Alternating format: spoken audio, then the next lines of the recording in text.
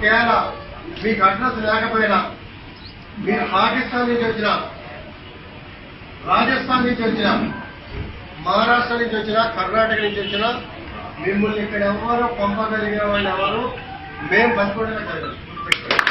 ఒకవేళ మీకు అడ్రస్ లేకపోయినా మీరు పాకిస్తాన్ నుంచి వచ్చిన, రాజస్థాన్ నుంచి వచ్చిన, మహారాష్ట్ర నుంచి వచ్చిన, కర్ణాటక నుంచి వచ్చిన మిమ్మల్ని ఇక్కడ ఎవరు పంపగలిగే వాళ్ళు ఎవరు మేము బతుకోవడమే జరగదు.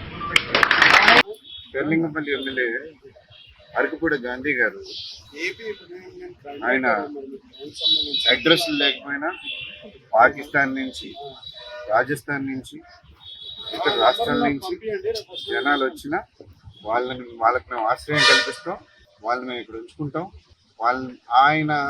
ఆయన బతుకున్నంత వరకు వాళ్ళని ఇక్కడి నుంచి ఎవరు కదపలేరు అని చెప్పి కొంతమందిని కూర్చోబెట్టి అతను మాట్లాడడం జరిగింది.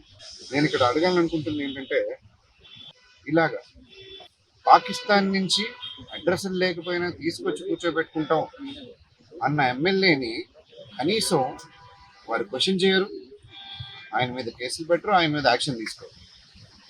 కానీ దేశభక్తి కింద అతను చేసింది తప్పు, దేశ ప్రజలకి క్షమాపణ చెప్పించండి, చెప్పించకపోతే మీ మీటింగ్ దగ్గరికి వచ్చి కూర్చుంటాం అన్న జనసేన నాయకులు మాత్రం ముందు లోపలేసేస్తారు.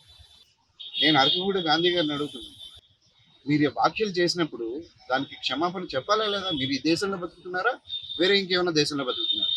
ఈరోజు కాంగ్రెస్ పార్టీ నుంచే చాలామంది ఆంధ్ర తెలంగాణ ప్రజలతో మాట్లాడుతున్నప్పుడు ఆంధ్ర వల్ల ప్రాబ్లం ఉందని మాట్లాడుతున్నారు. కానీ ఇలా పాకిస్తాన్ నుంచి జనాలు తీసుకొచ్చి కూర్చోబెట్టుకుంటాం, ఇక్కడ వాళ్ళకి ఆశ్రయం కల్పిస్తామనే వాళ్ళు మాత్రం మీ ఎమ్మెల్యేలు, ఇంకా కొంతమంది అయితే పాకిస్తాన్ ప్రేమిస్తామని కూడా చెప్తారు. వాళ్ళు మీ పార్టీలోనే ప్రథమ పొజిషన్లో ఉంటారు. పనిచేయండి, మీరు అందరినీ తీసుకొచ్చి అడ్రస్లు ఏమీ లేకపోయినా పాకిస్తాన్ తీసుకొచ్చి ఇక్కడ కూర్చోబెట్టుకోండి. అక్కడ మాత్రం బార్డర్లో మన సోల్జర్స్ వాళ్ళ ప్రాణాలు అర్పిస్తూ ఉంటారు మీకోసం, మీలాంటి ఎమ్మెల్యేలు, మీలాంటి నాయకుల కోసం. కొంచెం సిగ్గుండాలి నిజంగా. ఓట్ల కోసం దేశానికి ముప్పు తెచ్చిపెట్టడం ఏంటంటే కొంచెం కామన్ సెన్స్ ఉందా? ఇలాంటి వాళ్ళు ఎమ్మెల్యేలు అవ్వడం అనేది ఫస్ట్ ప్రప్రథమంగా తప్పు.